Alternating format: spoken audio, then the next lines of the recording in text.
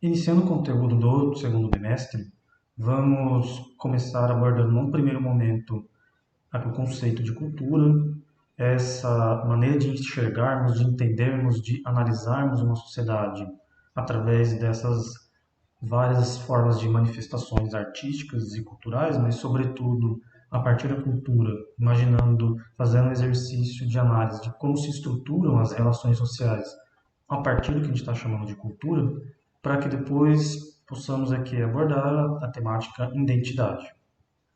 Então, ao longo do tempo, com o desenvolvimento histórico, aqui o que nós chamamos de cultura foi ganhando novas interpretações, novas visões, novas maneiras de ser vistas, e a gente pode aqui enumerar algumas dessas facetas de análise da cultura.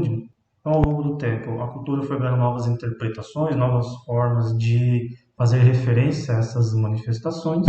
Aqui podemos enumerar três maneiras de transformação que ela veio sofrendo. Então a gente pode, talvez aqui uma associação mais direta da cultura seja com manifestações artísticas, então de teatro, musicalidade, a escultura, a pintura, a dança.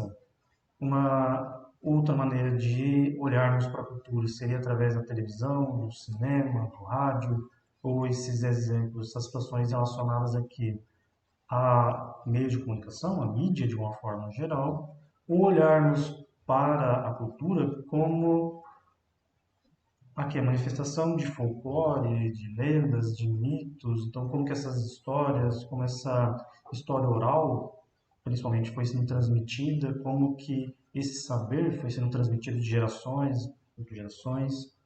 Então, essas transformações, essas associações que fazemos com o termo cultura, basicamente podemos aqui pensar rapidamente nessas três situações. E a partir disso, o conceito histórico de cultura foi ganhando aqui duas perspectivas básicas de análise. Então, a primeira visão, a primeira perspectiva, ou a primeira concepção de análise da cultura seria aquela que faz referência à estrutura de uma sociedade. Então, como que, através da cultura, podemos analisar a sociedade. Então, a gente vai estar aqui olhando num âmbito mais amplo, olhando de uma forma que abarque a totalidade dessas relações sociais. Então, aqui a gente pode colocar a religiosidade, a gente pode colocar as artes, a musicalidade, a dança, o teatro, nós podemos colocar as vestimentas, a alimentação, a gente pode colocar essas maneiras, essas manifestações que dão liga para as relações sociais ou que moldam essas relações sociais. E a segunda maneira aqui de concepção, a segunda perspectiva de cultura seria aquela que se remete ao conhecimento, se remete ao mundo das ideias, então pensando aqui a produção da ciência, o saber popular, o conhecimento popular ou a sabedoria popular de um povo, a produção literária. Então, o desenvolvimento histórico da categoria cultura ganhou basicamente essas duas divisões, essas duas ramificações. Posteriormente, isso mudou, mas o seu desenvolvimento histórico teve essa unificação inicial. Pensando aqui que a cultura é um elemento, então, como eu já havia dito, de possibilidade de análise, de compreensão de uma sociedade, a gente não pode imaginar que em uma dada situação, um dado momento, dentro de uma mesma região, de uma mesma sociedade, existe cultura, em um outro momento não existe cultura. A cultura está presente em todos os aspectos da nossa vida, em todos os momentos da nossa vida. Nós somos influenciados, nós somos moldados direta ou indiretamente por ela. Então não existe a possibilidade dela estar e não estar em determinado momento. Ela sempre está presente aqui no nosso cotidiano, nas nossas relações. E colocando aqui a ideia de cultura em poucas palavras, sintetizando então, seria um conjunto de práticas, de valores, de normas, de crenças, de hábitos, de tradições que costuram, que tecem as relações humanas, as relações sociais de um determinado país, de uma determinada região. E a gente tem que entender também que a cultura é um fenômeno, a cultura é uma coisa que se transforma, se altera, se adapta. Ela tem um caráter flexível, um caráter plástico nesse sentido. E nós podemos enxergar isso facilmente comparando aqui país Brasil, o que nós éramos há 100 anos atrás, com o que somos hoje. Então, muita coisa mudou. Então, a forma de se falar mudou, então as expressões linguísticas mudaram, a vestimenta mudou, a crença, os valores de uma sociedade mudaram. A gente tem a produção desse conhecimento, de uma forma geral, também avançou, se transformou. Então, ela, ao longo do tempo, ela vai se modificando, ela vai se moldando conforme as relações, ali, os determinantes sociais, políticos, econômicos, mas ela vai se adaptando, ela vai ganhando novas características, novas configurações ao longo do tempo.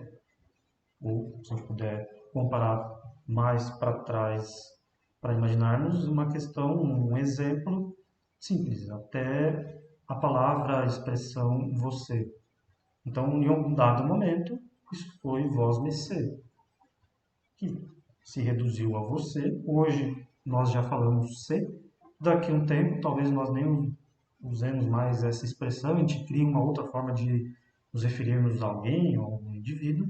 Mas aqui só para a gente pensar, então, essa alteração, esse caráter de flexibilidade, de transformação e de adaptabilidade da cultura. E uma outra coisa interessante é nós olharmos a cultura a partir de um recorte de classe. Como assim? Nós, no Brasil, e de uma forma geral, em vários outros países, estamos dentro de uma condição, dentro de um estruturante maior, que é o capitalismo. E no capitalismo existe a divisão social, existe uma estruturação social em classes, e a partir disso nós podemos observar também que a cultura vai ter ali uma diferença entre esses diferentes grupos. Então, uma situação, um exemplo. Aqui as condições materiais de existência de um grupo social pode determinar o acesso a determinados aparelhos culturais ou não. Então, se nós pensarmos aqui ir ao cinema, o ato de ir ao cinema para determinados grupos sociais, isso é uma coisa complicada, é um ato complicado.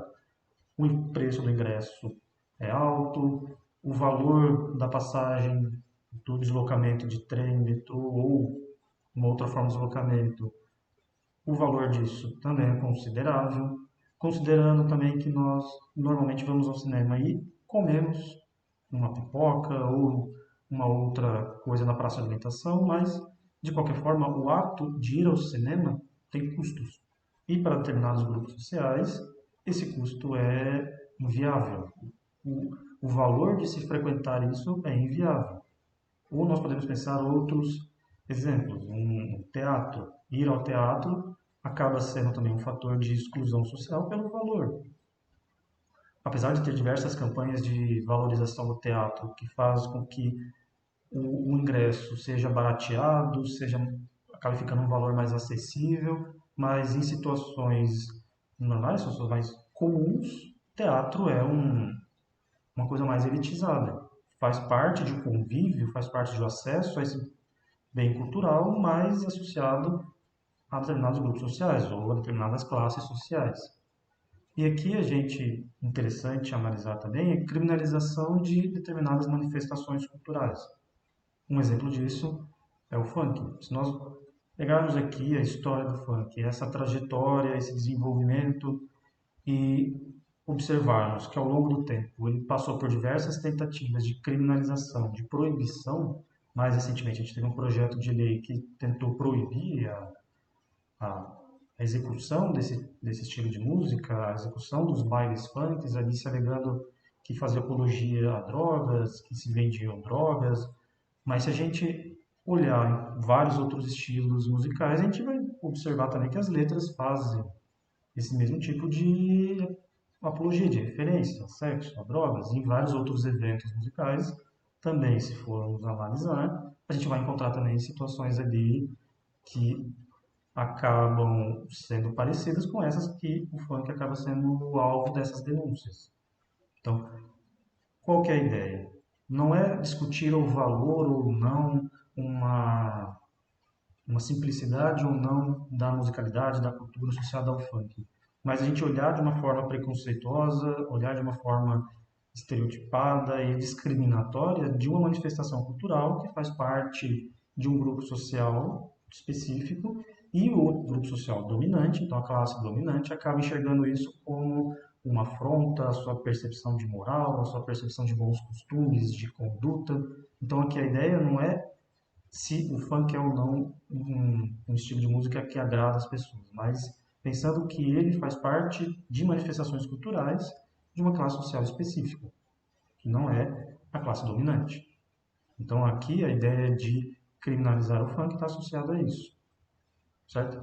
E a gente poderia citar aqui outros exemplos, mas acredito que a gente tenha compreendido a ideia do olhar a cultura a partir de um recorte de classe para entender que dentro de uma sociedade dividida e estruturada como a nossa, dentro do capitalismo, existe essas diferenças de acesso a bens culturais, a aparelhos culturais e de manifestações culturais dentro dos diferentes grupos existentes numa sociedade. Aqui nós temos também uma outra associação importante, uma outra relação importante entre cultura e socialização, só lembrando que a socialização é o processo responsável pela ambientação dos indivíduos, a moldagem dos indivíduos, a introdução dos indivíduos ao convívio social.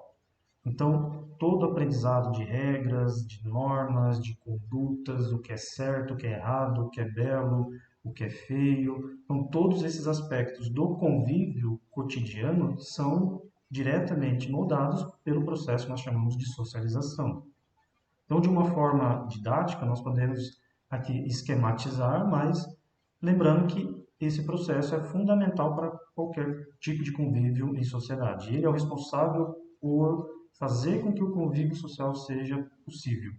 Então, numa sociedade como a nossa capitalista, os valores associados a essa classe dominante, associados a padrão de beleza, associados então ao padrão de conduta, as crenças relacionadas ao trabalho, enfim, todos os valores típicos de uma sociedade são transmitidos por esse processo que nós chamamos de socialização. E aqui nós temos um esquema que facilita aqui a nossa análise, a nossa relação entre socialização e cultura. Então, partindo desse pressuposto que a socialização é o que introduz e o que molda o convívio do indivíduo com outros indivíduos, então é o que molda as relações sociais, a cultura é o fator que vai influenciar todo esse processo que a gente chama de socialização. Seja no ambiente familiar, então desde uma socialização primária, o primeiro contato com outros seres humanos, então a gente vai ter aqui primeiro contato com regras, com normas, com tipos de conduta, como etiqueta, vamos dizer assim. Na escola, isso tem a sua continuidade. Então, a gente vai ter, através das várias disciplinas que existem na escola, do currículo, da grade conteudista que existe nas escolas, isso tem continuidade. A igreja também cumpre um papel importante dentro da socialização, parecido com o que a escola cumpre nesse sentido de introduzir valores, de normas, de crenças nesses indivíduos e fazer uma moldagem dessas relações sociais. O trabalho tem a sua continuidade e aqui as instituições sociais a gente poderia pensar num exemplo que seria o casamento. Então, o ato do casar, o ritual do casamento varia em várias regiões diferentes, em vários países diferentes, ali considerando a existência de diferentes religiões. Então, dentro do cristianismo, a gente vai ter um ritual específico, dentro do hinduísmo, do budismo, também rituais próprios para essa religiosidade, ou uma outra forma de entender o casamento, de vivenciar essa união sem um ritual religioso. Então, essa instituição que nós chamamos de casamento, ela é um exemplo de como a cultura molda ou de como as transformações e as alterações culturais vão influenciar essas instituições, como o casamento, por exemplo, mas várias outras existentes e que nós vemos isso cotidianamente. E dando continuidade, então pensando nessa relação cultura, alteridade e empatia, aqui a ideia é que a gente precisa fazer aqui um movimento muito presente, não só para analisarmos a cultura, mas para que a gente possa criar uma solidariedade entre os indivíduos nas relações entre os indivíduos. Aqui a gente vai pensar em empatia e alteridade. Então, qual que é a relação entre essas três ideias? Se nós olharmos para a empatia, então é um exercício de tentar se colocar no lugar do outro, de entender a vivência do outro, sabendo que nós não vamos vivenciar o que o outro experimenta, o que o outro, na sua experiência individual, tem. Nós não vamos, é impossível fazermos isso, mas nós podemos tentar fazer esse exercício de entender o que acontece ali, entender os sofrimentos, as angústias. Então, esse ato de nos colocarmos no lugar do outro para termos ali uma relação de solidariedade, uma relação de aproximação entre os indivíduos, para que a gente possa ter uma relação mais harmoniosa, uma relação mais próxima entre as pessoas. E a ideia de alteridade seria que um movimento parecido, mas imaginando manifestações culturais, que seria a ideia de olharmos para diferentes manifestações culturais, mas não com o nosso olhar próprio da nossa bagagem cultural, da nossa bagagem de experiência de vida, mas olhar para essas manifestações culturais e tentar entender essas manifestações culturais a partir do prisma dessas próprias manifestações. Então, dois movimentos parecidos, mas um imaginando aqui uma relação mais individual e imaginando uma relação mais relacionada a essas manifestações culturais e à cultura de um outro povo. E dentro dessas relações, nós podemos aqui analisar o conceito de relativismo cultural. Por que relativismo? O que está sendo relativizado? O que é relativo aqui na dimensão cultural? Seria justamente esse se colocar no lugar do outro. Então, a gente olhar para uma cultura de um país completamente diferente do nosso, pegarmos, por exemplo, aqui o país Irã, ou poderíamos pegar o país Japão, ou poderíamos pegar o país Itália, ou qualquer outro país europeu, ou aqui da América do Sul, América Latina, e entender que as diferenças existentes entre a nossa cultura e a cultura desse outro povo devem ser vistas igualmente como manifestações que devem ser valorizadas, que são manifestações importantes, que devem ser protegidas, que nós devemos entender essas manifestações e analisar essas manifestações sem o nosso olhar julgativo, sem os nossa bagagem que pode gerar aqui um estereótipo, que pode gerar uma discriminação, um preconceito com esse povo ou com a cultura de um povo específico. E quando isso acontece, para que esse olhar estereotipado, esse olhar discriminatório se torne ali uma situação de xenofobia ou uma situação de etnocentrismo, não custa. Então é muito próximo. Então esse olhar julgativo, esse olhar de análise de entender o outro a partir dos nossos valores, da nossa bagagem, pode gerar essas situações de xenofobia e etnocentrismo. Então aqui a ideia é, nesse sentido, relativizarmos as culturas, mas nesse exercício reflexivo, esse exercício de entender o outro a partir da perspectiva do outro. Então, no nosso caso, da perspectiva cultural do outro. Contudo, quais são as limitações para isso? Ou quais são as contradições existentes a isso? Quais são os problemas que essa relativização pode gerar em situações ou manifestações tradicionais de determinadas regiões que são vistas como problemáticas? E aqui nós podemos usar o exemplo da mutilação genital e até da circuncisão, uma prática comum entre os homens judeus. E nesses dois casos, nós temos dois procedimentos que são invasivos ao corpo dessas pessoas, dois procedimentos que acabam tendo um efeito sobre essas pessoas, principalmente um efeito devastador, pensando aqui na mutilação genital, que a própria ideia já diz tudo, é uma mutilação da genitália, do órgão genital feminino, e ali a gente vai ter profundos impactos psicológicos sobre essa mulher, sobre essa criança, quando isso é feito. Então, quais são os limites para que a gente olhe para essas manifestações culturais e tente entender e tente compreender essas tradições a partir do prisma do outro, sabendo que a gente pode pegar uma chave analítica aqui universal, que são as declarações dos direitos humanos. Então, são direitos e garantias fundamentais à existência e à preservação da vida dos indivíduos de qualquer região.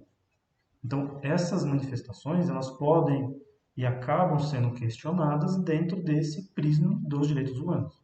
Inclusive, a mutilação genital, através ali de ação de diversas pessoas, e nesse caso a gente pode sugerir aqui o filme Flor do Deserto, para ilustrar uma história real, um acontecimento real de uma mulher que saiu de um país Somália, localizado no continente africano, e ali nós temos a história de vida dela, e ela vai ser uma importante personagem nesse movimento de proibição dessa prática da mutilação genital feminina. Podemos pensar desse lado. Então, aqui a ideia básica é a gente ter em mente que o limite para isso é ali um descumprimento ou uma, um desrespeito a esses princípios gerais básicos dos direitos humanos. E aqui nesse link nós temos uma reportagem de uma outra mulher que passou por esse procedimento da mutilação, sobreviveu e ela conta o relato, a história de vida dela, a experiência de vida dela após essa prática. Uma outra chave para nós olharmos ali a existência das diferenças culturais é a partir da ótica do multiculturalismo. E aqui qual que é a ideia? De que dentro de um mesmo país nós temos diferentes manifestações culturais, diferentes origens dessas manifestações culturais, diferentes grupos étnicos. Aqui no Brasil isso é fácil a gente entender, a gente tem a matriz indígena, a matriz africana, a gente tem a matriz europeia, a gente tem diversas influências na nossa formação cultural e a ideia do multiculturalismo é analisarmos essa existência e esse convívio de modo a proteger e a zelar que essas manifestações diferentes possam coexistir. Então, aqui os governos e os estados são fundamentais na criação de leis e mecanismos de proteção ao direito dessas manifestações minoritárias, por exemplo. Aqui no Brasil podemos pensar então o direito à manifestação das tradições indígenas, então a criação de leis que protejam as manifestações culturais, religiosas desses povos. Então, nesse sentido, o Estado, o governo brasileiro é fundamental, mas nós sabemos que, embora contudo, todavia, essa existência de diversas manifestações culturais, diferentes grupos étnicos existentes no mesmo país, acaba gerando conflitos.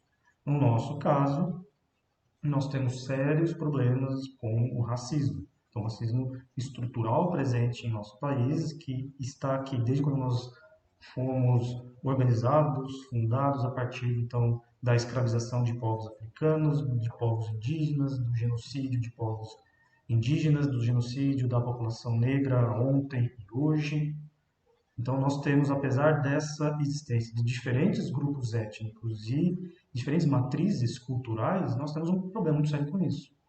Então, em tese, nós temos a existência de leis de proteção e garantia de manifestação dessas formas artísticas, dessas formas culturais. Mas, ao mesmo tempo, nós temos um problema sério de intolerância.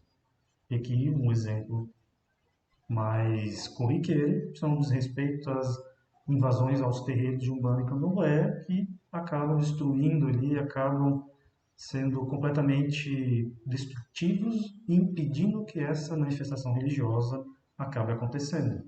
Ou a tentativa de a gente invadir ali os territórios indígenas, a gente tentar explorar economicamente esses territórios indígenas em prejuízo desses povos que vivem ali. Então, essa é a nossa contradição com o multiculturalismo, nosso problema com essa ideia de multiculturalismo. Ele existe enquanto uma política de preservação, de criação de garantias e direitos, mas na vida cotidiana, na materialidade das coisas, na concretude das coisas, a gente tem sérios problemas.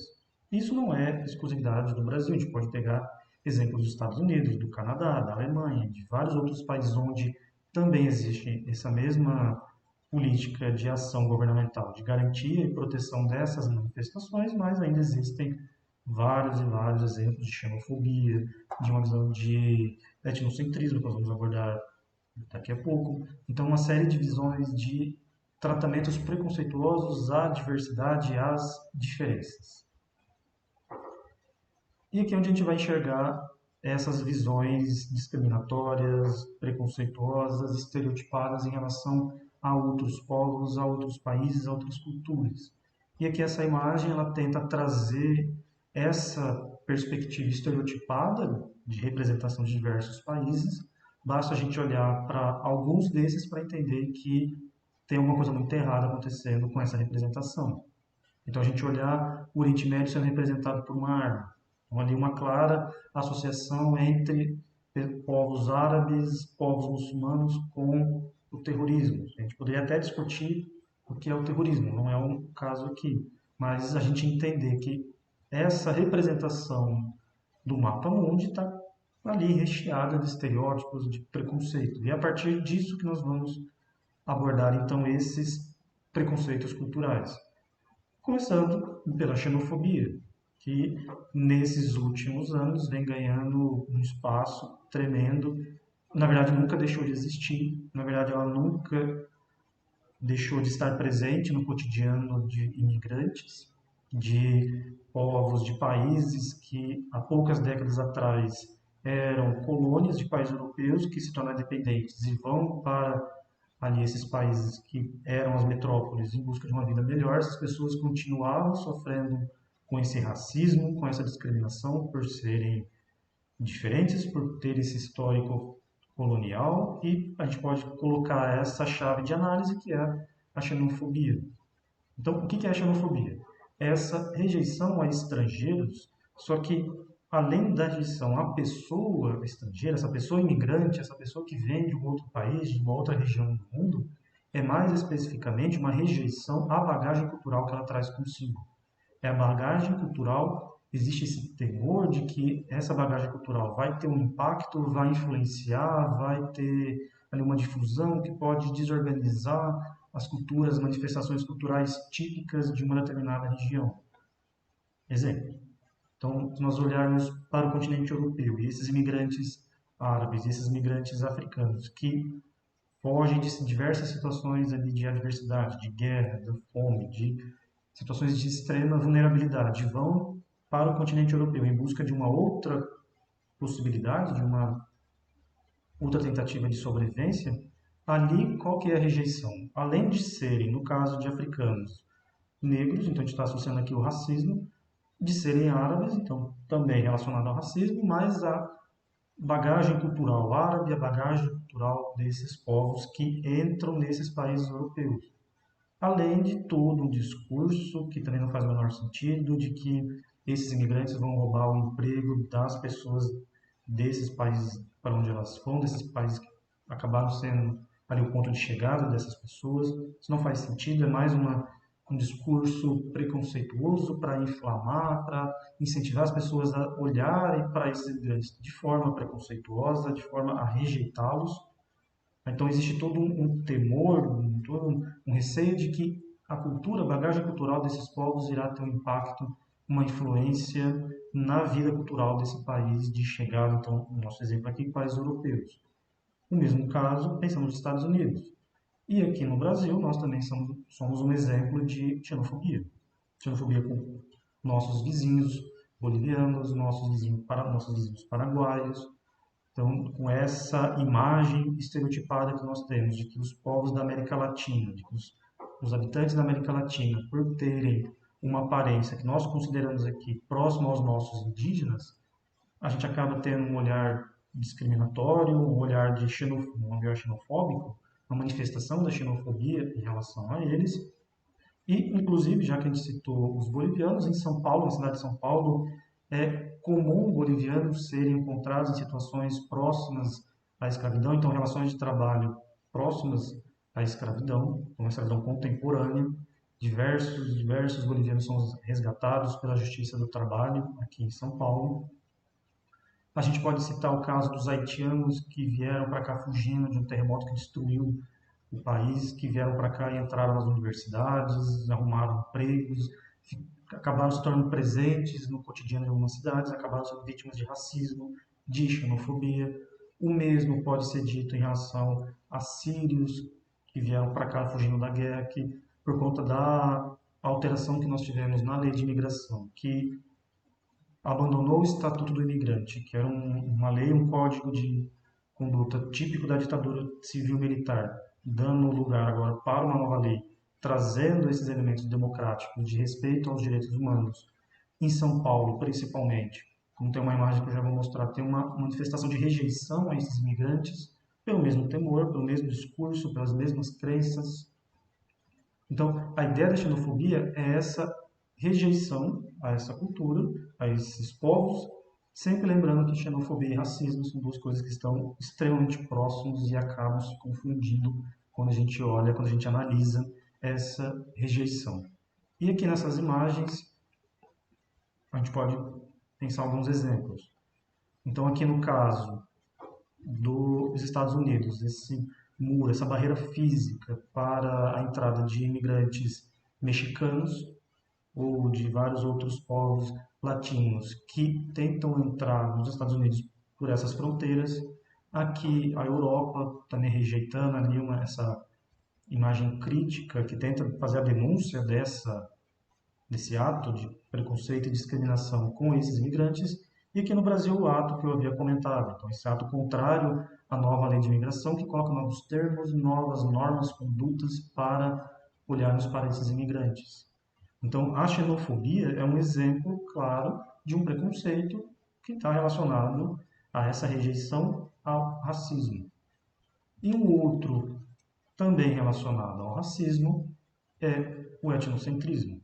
É a crença de que a cultura de um povo é superior à outra, de que o povo em si, as pessoas que moram em determinadas regiões são superiores a outras, então o idioma, as manifestações culturais, o país, então como um todo esse povo é superior aos outros. Isso foi o que embasou o imperialismo no século XIX, foi o que continuou impulsionando e embasando o imperialismo no século XX, que continua ainda embasando o imperialismo no século XXI, que são essas formas de ocupação, de estabelecer domínios em determinadas regiões, com o discurso de trazer o progresso, de integrar esse país ao contexto global, mas que na verdade traz toda essa bagagem de domínio, de discriminação e de certa forma, tentar desorganizar e desmontar as culturas e as manifestações típicas de um país para um domínio cultural também de um outro país, e um caso muito claro disso são os Estados Unidos ou a Europa, então, no caso, principalmente França, Alemanha e Inglaterra. Então, o etnocentrismo é esse conceito, essa forma de discriminação a partir da consideração, a partir desse pressuposto de que existem culturas e povos inferiores e superiores. Então, essa ideia de hierarquização entre povos e culturas. Aqui também, mais uma vez, a gente tem diretamente ligado o racismo. Isso não deixa de ser uma manifestação racista, mas tem outras, acaba trazendo outras características, outros elementos. Então tem uma intolerância religiosa, como traz essa charge aqui em relação ao islamismo, ao mundo árabe. Então essa concepção totalmente estereotipada e discriminatória. A gente pode pensar em relação aqui no Brasil aos povos indígenas, a gente partir dessa concepção de que os indígenas têm que se integrar à cultura brasileira. Então essa análise ou essa crença de que a cultura indígena, a história indígena, a tradição indígena é desimportante, ela não faz sentido, ela é inferior, ela é de um povo que parou no tempo e eles teriam que se integrar à cultura brasileira, aos hábitos brasileiros, mas que cultura, que hábitos são esses que partem do princípio que para integrar um outro eu tenho que destruir esse outro. Eu tenho que destruir a língua indígena, o idioma indígena, os vários idiomas existentes no Brasil, as várias etnias, as manifestações tradicionais, a cultura indígena. Ou a gente pode pensar em relação à presença dos vários povos, das várias nações africanas que vieram para cá trazidas escravizadas. Então, o mesmo exemplo vale. Que tipo de, e posteriormente pós a abolição, que tipo de miscigenação é essa que parte do princípio da destruição do outro? E quando nós discutirmos aqui a ideia de identidade, nós vamos aprofundar aqui um conceito, uma coisa que nós chamamos de eugenia, que vai ajudar bastante a gente compreender o que é a cultura brasileira, a identidade brasileira, esse processo de formação da cultura e identidade brasileira. Mas voltando aqui ao etnocentrismo, então seria essa perspectiva. Então seria essa análise de que existe uma hierarquização entre povos e culturas, entre superiores e inferiores, e eu, como membro de uma cultura inferior, tenho o direito de exterminar, tenho o direito de perseguir e tenho o direito de dominar essa cultura que eu vejo como inferior e impedir que ela esteja presente no meu convívio, no meu país, na minha região de origem. Essa seria aqui as nossas considerações iniciais em relação à cultura, para que depois a gente possa relacionar isso à entidade, com eu disse entrar aqui num aspecto fundamental para a compreensão do Brasil, que foi o processo de eugenia, nós vamos discutir isso posteriormente, para que a gente possa entender o que é o país Brasil. Então, por hoje é isso, esse vídeo, então tinha esse propósito, essa finalidade.